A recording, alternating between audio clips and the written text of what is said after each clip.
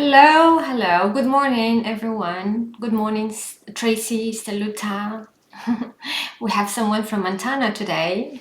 So please leave in the chat where you're from. And I would like, Tracy, I found difficulties presenting you this morning. I will, but I will let you present yourself.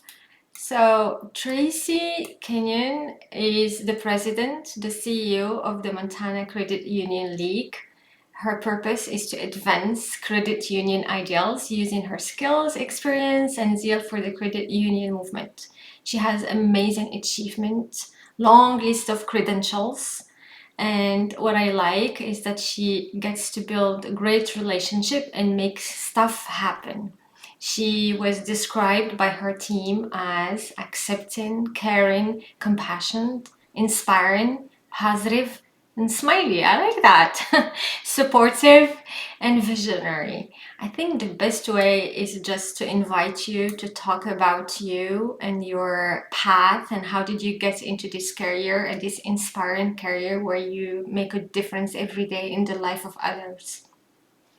Well, thank you so much, Hanan and Staluta, for letting me be here. It is such a pleasure to be with two really inspirational women talking about such important issues.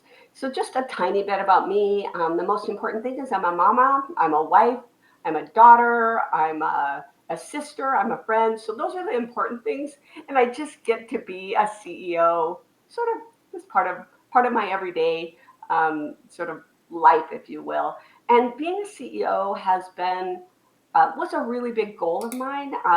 But I started out as a telephone receptionist at a large credit union right out of college, and I can remember being slightly disappointed by that first job and deciding, well, if this is my first professional job, I'm just going to be the best. Who can I say? Damn, best damn receptionist that they've ever seen. And within about I think I was about 5 weeks on the phones, and I got my first promotion. And I've just continued to sort of try to have that attitude wherever I landed, and just gathered experiences and opportunities. Never said no, always said yes to opportunities as they came up. And 21 years ago, I was blessed to have the opportunity to apply for the CEO job here in Montana as the CEO of the Montana Trade Association. And probably the most interesting thing about that is that in my interview, I was asked a question and was asked the question once, answered it twice, thought I answered it, third time, I thought, what am I not saying? And so I remember right in my interview jumping up and clicking my heels and saying, well, if this gives you any idea of how I feel about that, and mid-air, mid-click thinking, oh my goodness, girl, you are applying for a CEO job here. This is sort of a deal. But it set the stage with my board, and let them know who I am. And I like to have a lot of fun, and I just think it's important to just be real. I don't know Yeah. if that's yeah. That's awesome. Thank you for sharing your story. I mean, we often, when we see a successful women with a long list of achievements and credentials, we think that it was like an easy path and it's something related to luck or anything, and people don't see what is behind the scenes, what is behind that success. Maybe you get to handle many challenges on the way. So we would love to know how you made it uh, till the position of the CEO, what kind of challenges you had to handle and how you did. I mean, how can you share like your experience in regards to that? You But bet. before you do that, please, I would like to acknowledge our viewers here, and maybe you can show the message from Ravi, which says that Tracy, you are an inspiration. So just wanted to, to share that with you, and just to translate, in layman words, it's like if you work hard, right, regardless of of where you are. If you work hard and if you have a dream, you will be achieving it. And it's not just a slogan or anything. And I know that Tracy sharing her story now uh, will be the feeling of what I just said. So it's not just a successful story because it happened. It was because of hard work, and I'm really looking forward to hearing Tracy share Yeah. challenges because I'm sure there were plenty of them on the way. Well, yeah, thank you. I mean, you're right. It does sometimes feel like when we talk to people, oh, they got anointed and somebody like waved a wand or poof, and they ended up there.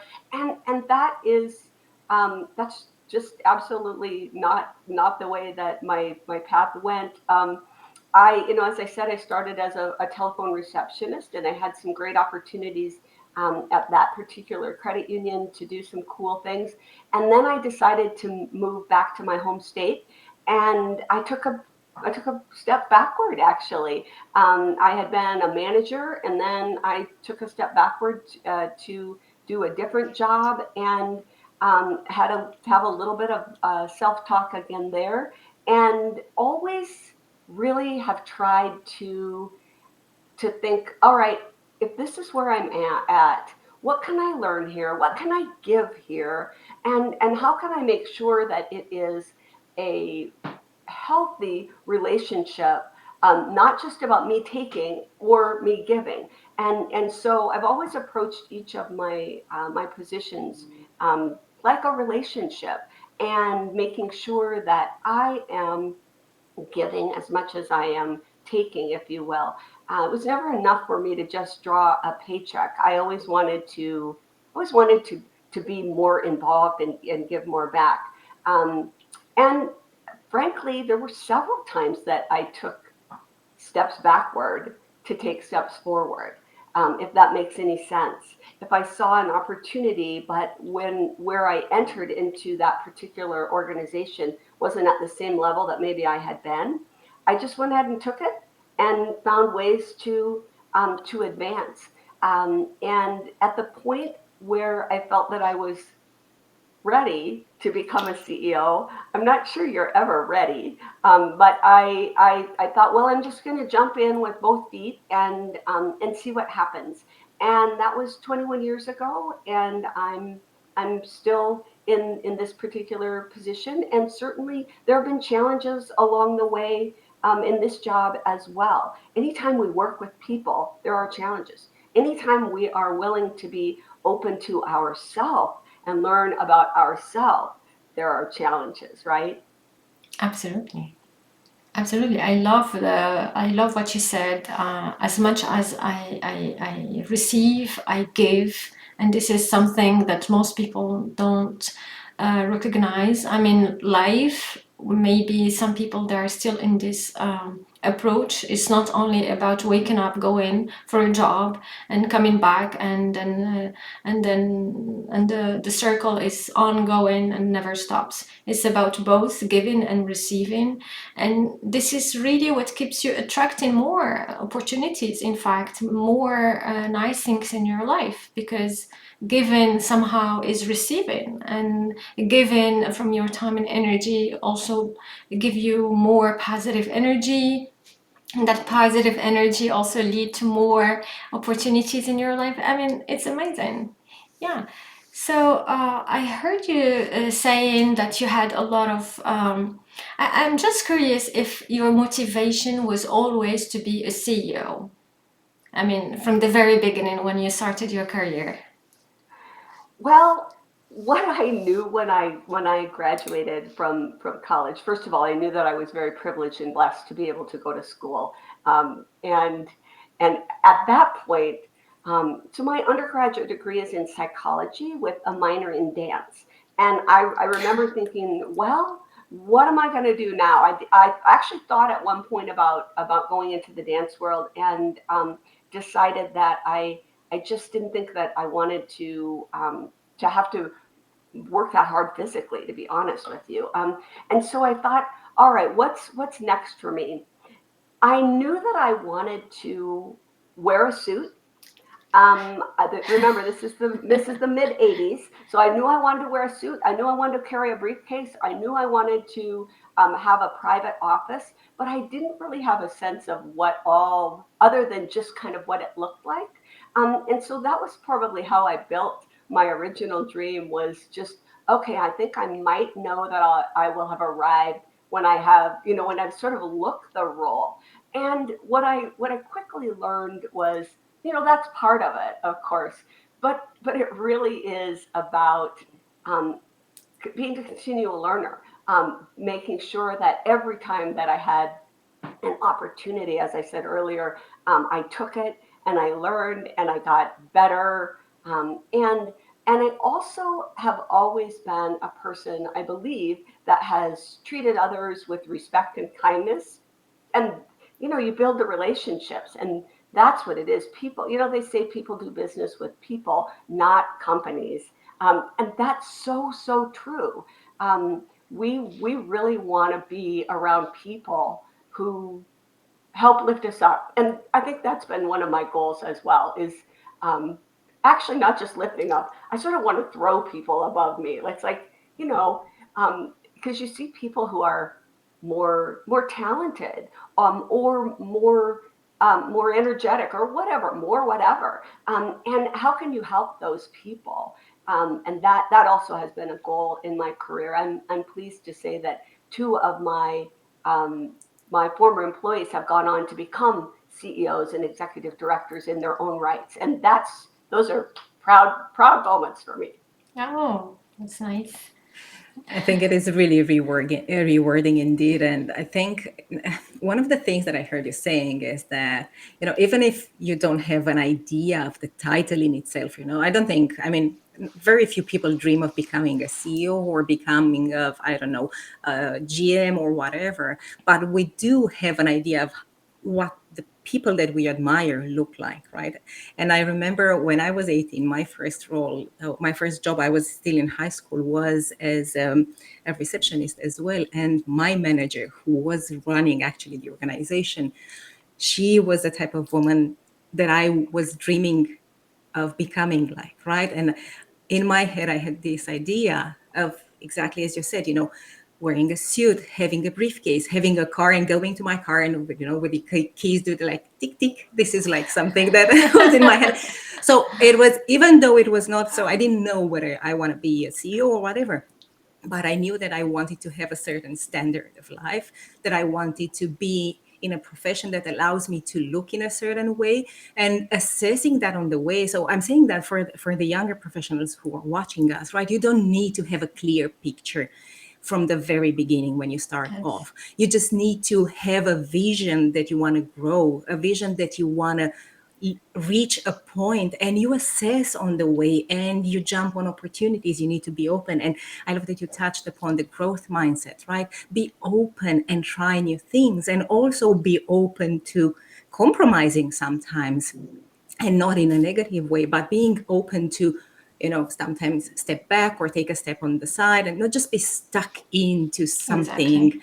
and just be unhappy, because sometimes life changes you, right? Many times, actually all the time, life changes you, right? And you realize that a path that you were on that seemed to be a fulfilling or rewarding one turns out not to be that fulfilling and rewarding in the end. And you don't have to be stuck there just because you were dreaming of getting there at a certain moment, right? So I really appreciate you sharing all these things, because it helps, you being at a level that many professionals dream of becoming, right, of being at. It's really important to share all these steps that you took, so that people have an understanding. And it's not just like a straight forward arrow. You just shoot an arrow. You dream of becoming a CEO in high school, or when you're going to the kindergarten, and you do whatever it takes to be there. No, you learn to be flexible. You learn to adjust. To change your purposes. But most of all, you learn to take opportunities, and this is really important, right? And For it helps sure. you grow resilient as Yeah. well when I you're. For think I sure. think I already shared that with Tracy, and Saluta knows about it. I always dream to be a speaker. I always visualize myself speaking in front of a public, and that was for many reasons. One of them is that when I had this I had to handle these surgeries in the past, and I had to go through a lot of pain. One way to occupy myself and make my mind busy about things that are positive instead of like dwelling on what was going to happen to me, I was busy talking to people, imagine myself sharing this story in front of a lot of people. And it's true, you don't know how you are going to make it, but you know the whole picture, and you keep working on that, improving, learning, failing, resetting everything. So since we are talking about resilience today, I would love to ask you, Tracie, what was the most challenging experience for you as a woman and as a CEO, and how did you build that resilience in order to keep going? So as soon as you said that, I had an immediate thought of I was doing a program similar to this, and prior to going on the air, the interviewer said to me, what's it like to be a female CEO? And I'm chatting a little bit about it, and then he said, "Well, what is it like to be?" He said, "I just looked up your LinkedIn profile, and you're attractive," something to that effect. And he said, "What's it like to be an attractive female CEO?" And I said, "I think you're trying to pay me a compliment, but I wonder if you ask men the same question."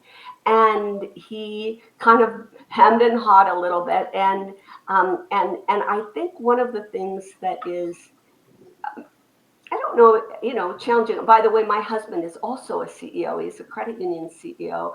And so we have two CEOs in the household. I get a chance to kind of watch how things go for him. He's different than I am, very different. And I think, I wonder if if because we're women, people react to us differently than they do to men. I believe I believe there is something to that. Um, and at that point, I remember thinking, well, I guess I could throw a fit and, burn down the house on social media or something, or I can just learn from it. And what I decided to learn from was, and I said this to him, I don't know what it's like to be anyone but me in my own skin. And this is the packaging that I got. And I'm not, number one, I'm not going to apologize for it, but I'm also not going to think that that's the reason that I'm anywhere in my lot in life. I've worked really hard. Um, I am, I am smart.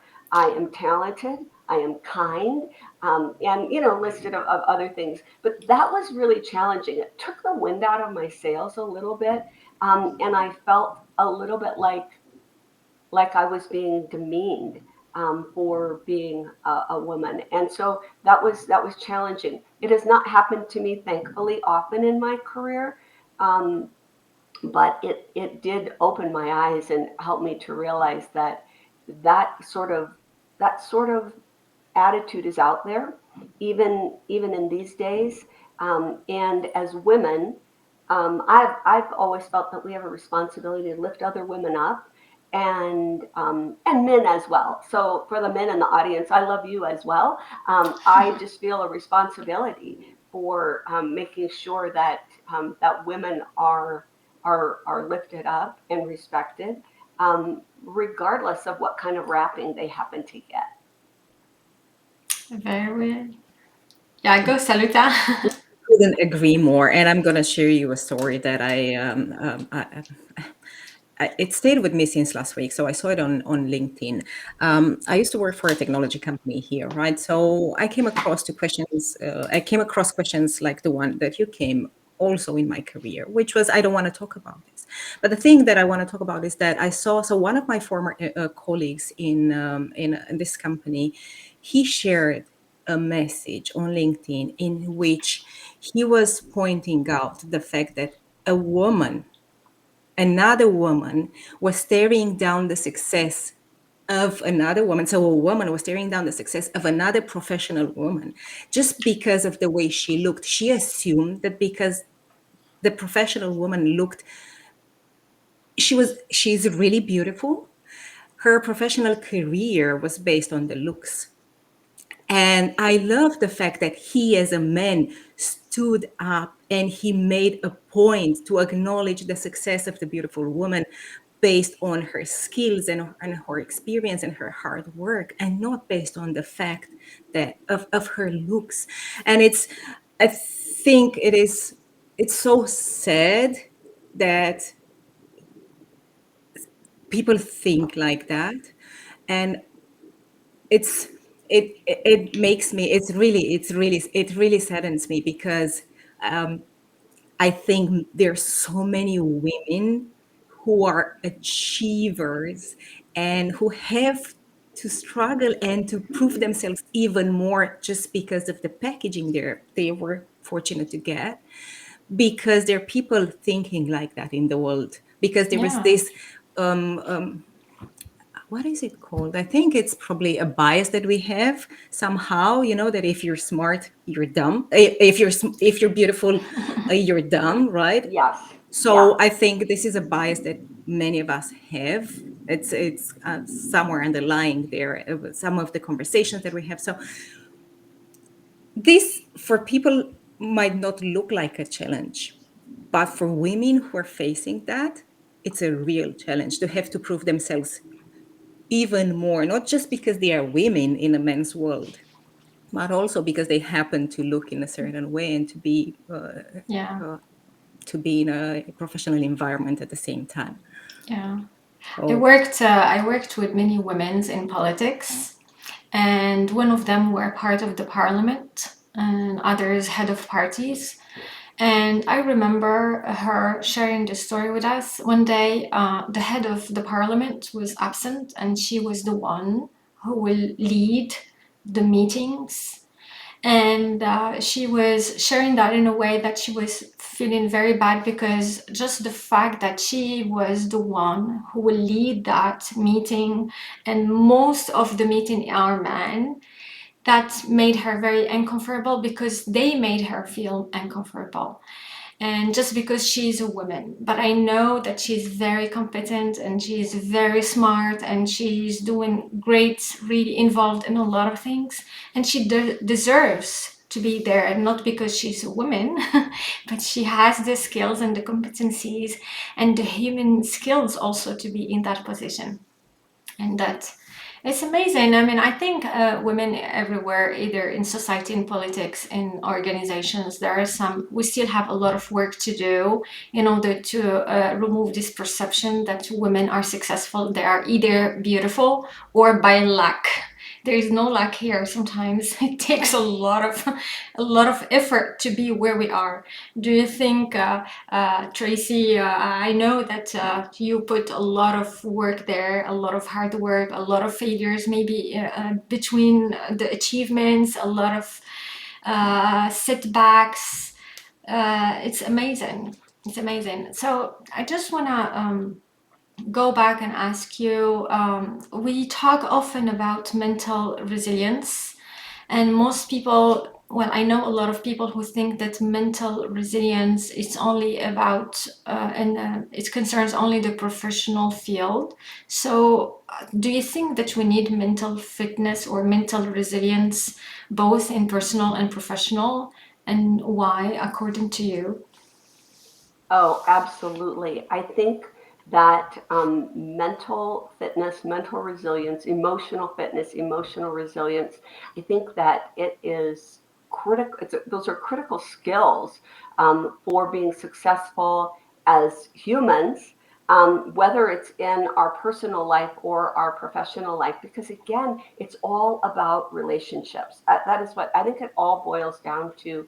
Relationships. And I'm looking in the chat, and I absolutely agree that men deal with what packaging they got as well, and that even race. And I absolutely agree. There are so many biases out there, and so I want to just make sure that I'm say let the folks that have chatted that we hear you, we see you, and you are absolutely correct.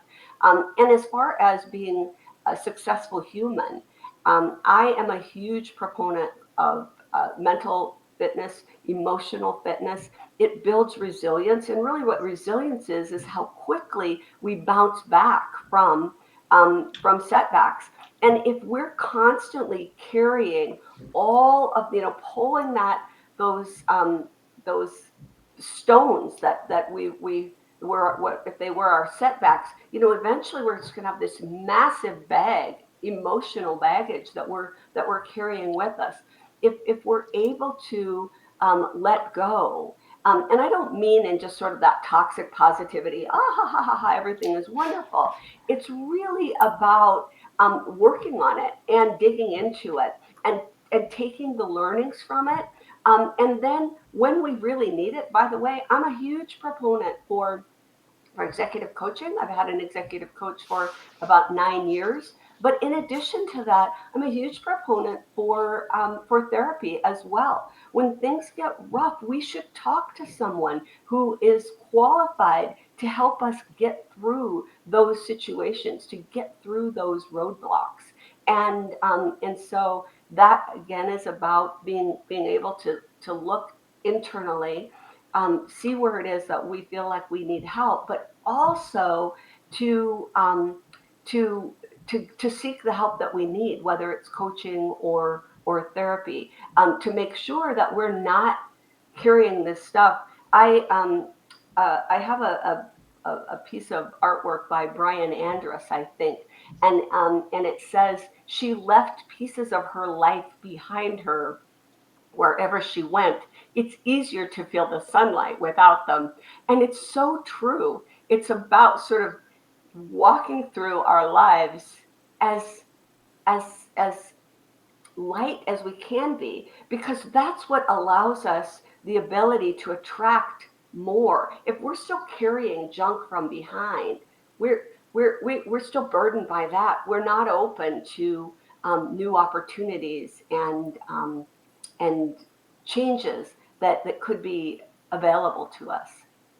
Absolutely. I love the way you said it. Absolutely. If we keep just maybe rehearsing the past, dwelling on the past, you keep duplicating the experiences also of the future, but focusing on the present and seeing maybe our inner value and then moving on. This is something also that I learned from my own experience. And I hope our audience today can learn something from our discussion. I would love to know, since we still have a couple of minutes today, what are like the advice that you can give to our audience? So people who would like to evolve as a human being or as a leader, what are the advices that you can share to grow either more resilient or to develop more skills in leadership? What can you say, Tracie? I would say lean into your true self. I'm going to lean in right there. Lean into your true self.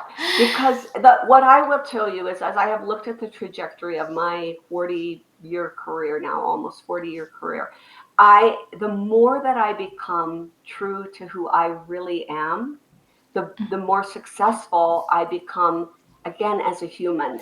Which that's on every level of my life. And in order to lean into your true self, you have to know who you are, and so get to know yourself, understand, do a values statement, understand what it is that is important to you, and don't demean that. Don't put it down. It's okay. For example, one of my number one signature strength is positivity. And when I learned that, I was like, oh, I wanted it to be ideation or strategy or whatever. And then I sat back and said, yeah, it doesn't mean that you're not good at those things. It just means that you're really positive, and that's okay. That's who you are. And so just leaning into your true self, knowing who you are, that's the best advice I can give to anyone. Well, thank you for sharing this advice, and just for folks out there who are in the process of discovering themselves, just know that it's a process, right? you will keep discovering who you are as you're growing as a spiritual being, having this human experience here on earth. So, and don't be, don't be distressed by what you discovered also, right? Just learn to lean into your strength and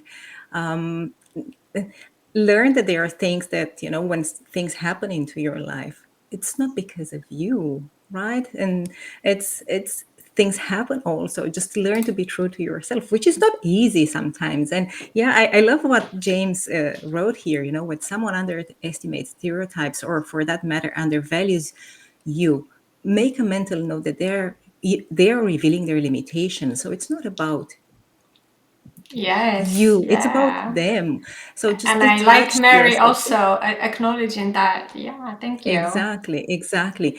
Thank you so much. And thank you to Mary also. Yes, acceptance, uh, that where you are is not where you belong is huge. It's true. So thank you for your contribution, guys. Here we have some of our guests here, supporters of ours, and they show up with every episode that we are having on Tuesday morning at 9 a.m. Pacific Standard Time. But we have also new people joining us. So thank you so much, guys, for contributing and for leaning into the conversation. Before we leave, can you please share when people can find you and connect with you, and work with you, if they, because I know you're also an executive coach, right? So Yeah. where can they find you, Tracie? Yes, so thank you for that. Yes, I am an executive coach, and so I am on LinkedIn. And if I was prepared, I would know my LinkedIn handle. But you can just look up Tracie Kenyon, and you'll see Montana probably. I'm on Facebook, though I'm kind of a Facebook voyeur. So if you're interested in really what's going on in my life, you probably just want to link with me on LinkedIn. And you also could look me up on Montana's credit unions. That's my current CEO role, and you could find my email there if you're interested that way. Well, thank you. Thank you, everyone. Thank you, Tracie, for being here, for sharing your experience with us, with the audience. I believe that when we are open and curious to learn, we all learn from each other, independently of the status, independently of the number of experience. I learned from my students. I learned from my kids. I learn every day from every single experience and person that I meet. I learn from events. I learn from everything, because this is something you also said. Whenever you have an event or a challenge, you are like, what can I learn from this experience? How can I turn this into something more positive, instead of just like looking at the bad side? Let's keep learning. Thank you again, and meeting you next week with a new episode, a new guest. Thank you, everyone. Stay safe. Bye. Thank you. Bye.